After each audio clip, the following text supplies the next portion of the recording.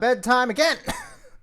there is no there is no such thing as the concept of a good night's sleep when it comes to Pokemon Masters trailers. But you know what? I am perfectly okay with it. So we've already discussed the data mines, we've already discussed the upcoming content for Pokemon Masters, but maybe we'll see if this trailer has, you can shed a little more light on what exactly we can expect from Lusamine's, supposedly Lusamine's chapter of the villain arc, which is interesting that it went straight into Lusamine. And you'll remember that the last time we discussed the villain arc, they said that the villain would have a fated connection with a certain sync pair.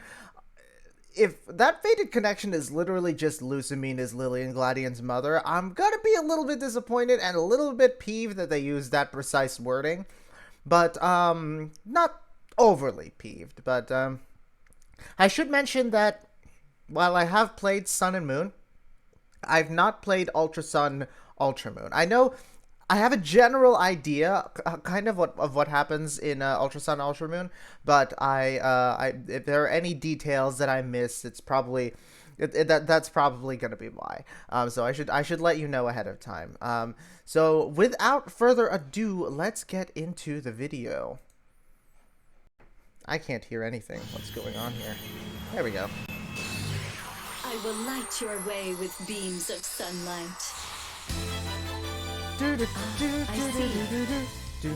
That must mean one has come to, the light devourer Necrozma arrives.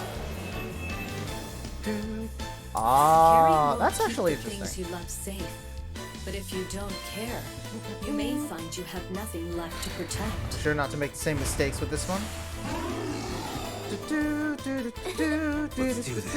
Okay. We've risen to a new dimension of strength. Master Synchro Sygna Suit Lusamine, yep. Feel our blinding light.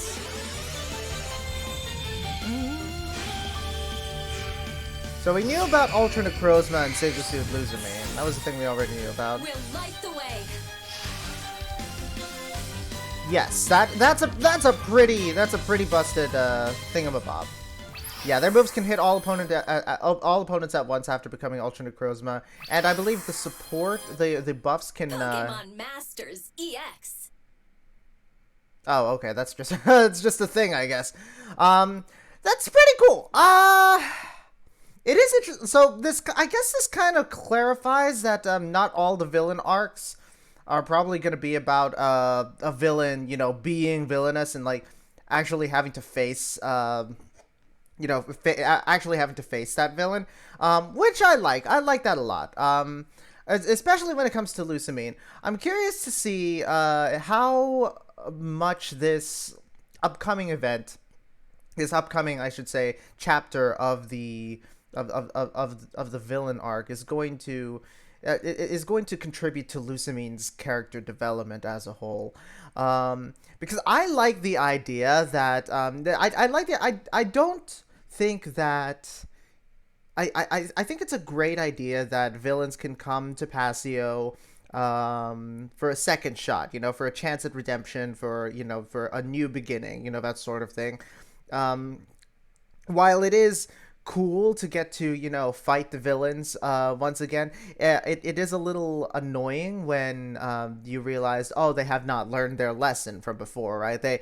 They're still power hungry, they're still like going to their like ridiculous goals that involve destroying the world or committing massive genocide. It is good to see characters like Lusamine and Guzma understand the error of their ways and kind of work to fix the relationships that they've broken and kind of make amends for what they've done.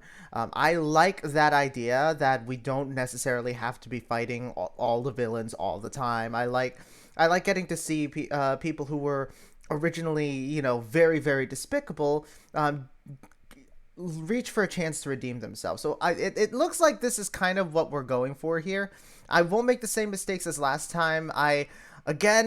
That's gonna have to, that probably flew right over my head. So if there's anyone who would be interested in helping to clarify that for me, I am all ears. I could probably just look it up also.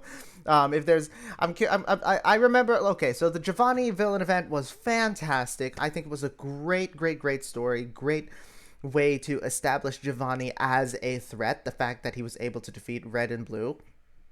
So I'm curious to see how this particular story will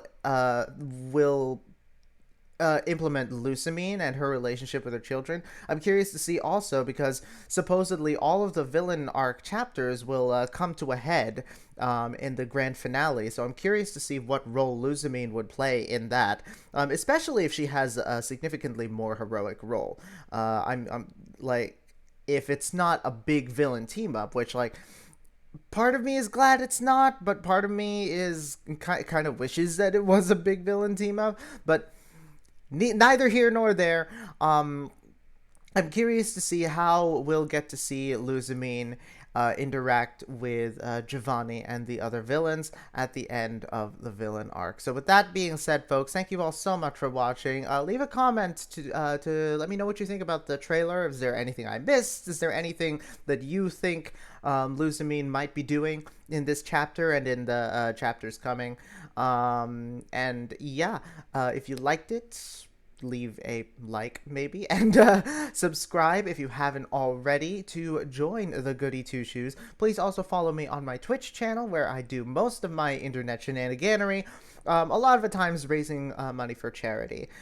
So currently we are working to raise funds for St. Jude, and we are hoping to use those funds to combat childhood cancer and other terminal illnesses, as well as help to provide funds for families whose children are in need of that treatment. So please consider popping on over to my Twitch channel and following and seeing if there's any help that you can offer to those causes. So for now though, folks, thank you all so much for watching. Catch you next time. Smell you later.